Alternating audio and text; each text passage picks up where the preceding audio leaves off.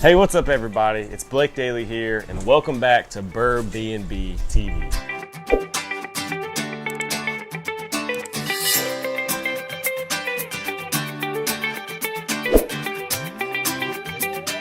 Today, I'm gonna fill you in on how to execute the BrrrrBNB strategy, navigating all the different rules and regulations that can really affect and even shut down your operation if you don't know these things.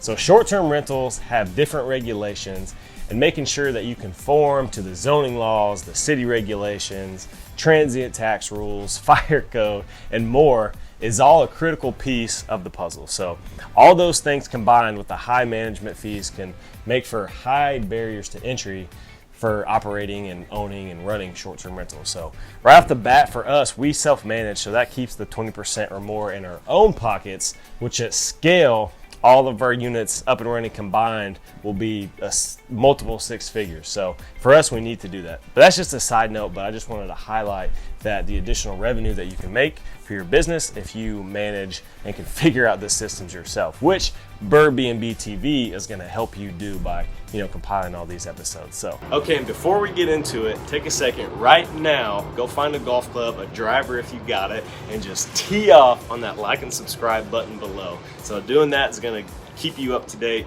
with all this good short-term rental, BrrrrBNB, general real estate, and renovation tips. So all that stuff is going to translate into equipping you with what you need to execute this strategy and putting money in your own pocket. Now, when the barriers to entry are high, usually so are the profits, and that's the case too with the short-term rentals. So I want to help you navigate these turbulent waters, pool pun, because it's behind me and the ocean's right across the street. So I'm going to give you everything you need to knock this out of the park. So the first tip when buying short-term rentals is to confirm that short-term rentals are allowed in your area, right? You got to figure that out. So how you do that is by researching with your local city and your county and your planning and zoning department. And the planning and zoning department is a department within the city that outlines the zoning and the regulations, and they enforce those rules. So finding out what they allow and where your property is, where do they allow it there, is your main priority here. And you can find that information usually by going on to the city website or the county website. Most cities will have a zoning map with codes like R1, which outlines residential, and R2, which outlines residential with included small multifamily. And then you have the C1, C2 for commercial, so things like that. That's what you're trying to figure out here. All right, so what you want to find is the pockets that allows for short-term rentals, STRs. For example, in my own area, I know that Panama City allows short-term rentals, or at least doesn't have anything banning them throughout the city. And then in Panama City Beach, those are two different towns. Panama City Beach only has certain neighborhoods and areas that you can operate short-term rentals in.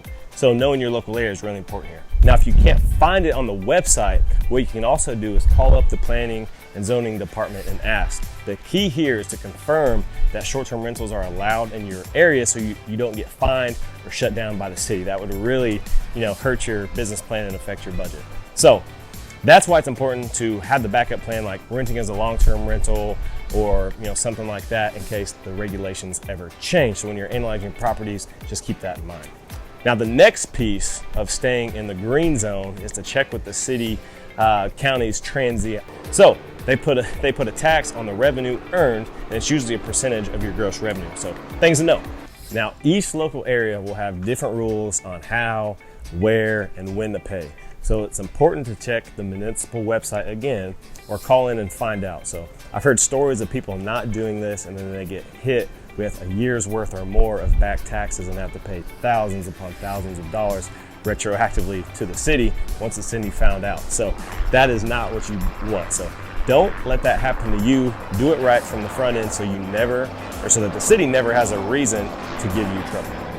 And the county has a 5% bed tax for all short-term rental stays under 30 days. So Florida has long since been the vacation spot for families and all that, and tourism is the state of Florida's #1 revenue driver. So they're going to make sure that they get their tax on that. So in my experience, as long as you pay, they don't bother you. The cool part about all this is that usually those fees are captured by Airbnb and the other booking platforms, collected by the platform and then paid by the platform to the city, state, local government, whatever it is. So that makes your life a lot easier. And the cool thing about all of this is that for short-term, residential short-term rentals, it's all pretty simple. So you find the regulations that dictate the terms that allow you to rent, you find the zoning areas where you can rent, and then you find out the local taxes that tell you how you have to pay that for what you rent. So all this is usually posted with the city, and it takes a phone call or looking on the website to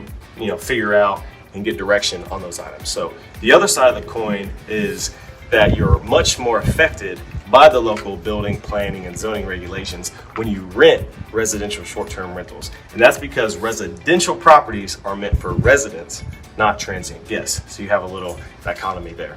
Now take, for example, Measure T in South Lake Tahoe. That's where we're buying our next property. We actually just closed on it. This is the day after. So that's a measure by the local government that disallowed or revoked the privilege for local property owners to rent to transient guests without a permit from the city. Otherwise, you get huge fines. It's California. So, but how did we buy a short-term rental property in South Lake Tahoe and not get affected? That's a good question. It's because our property is a lodge that's zoned commercial. It's in the tourist. It's in the tourist zone in the tourist district, and that means our property was literally built to house transient guests. It's because the city wants to keep control of the development and the land uses in their area, preserve the neighborhoods for homeowners, right? Like we said, it's residential, it's for residents, and then also collect property taxes based on that zoning property or based on that zoning district. And we fit right into that, which is good for us. So we are protected by our commercial zoning, and will actually benefit from the hit to the residential short-term rental market because South Lake Tahoe has a ton of demand for short-term rentals. If you've ever been there, you've seen why. So in Tahoe, it's the beautiful lakes surrounded by the mountains and great ski slopes. Plus the Nevada state line is right there for all the gambling. For people that want to do that, the casinos are literally inches over the state line.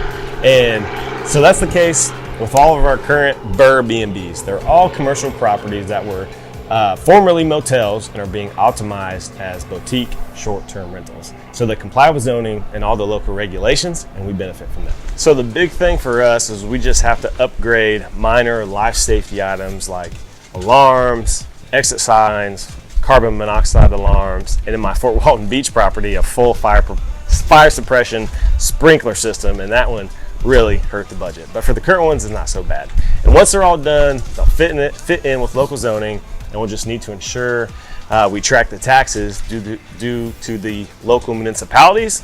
As with our boutique hotels, as they are branded on Airbnb, the hosts actually pay for all the property's fees, meaning that the guests actually just pay the nightly rate, and then we take care of the compliance on our side. So the price is actually adjusted up based on those fees so that they just see the one fee, but we still collect it and they're able to pay it out. So that's what we got to do. So that's it for this BrrrrBNB TV episode and what you need to know about being compliant with local regulations. And seriously, make sure you check these things out before you purchase so you don't run into issues down the road. And if you like this episode, hit that like button below and subscribe and stay up to date with the subsequent episodes and everything that comes out as this strategy and as these rehab projects progress. So see y'all next time.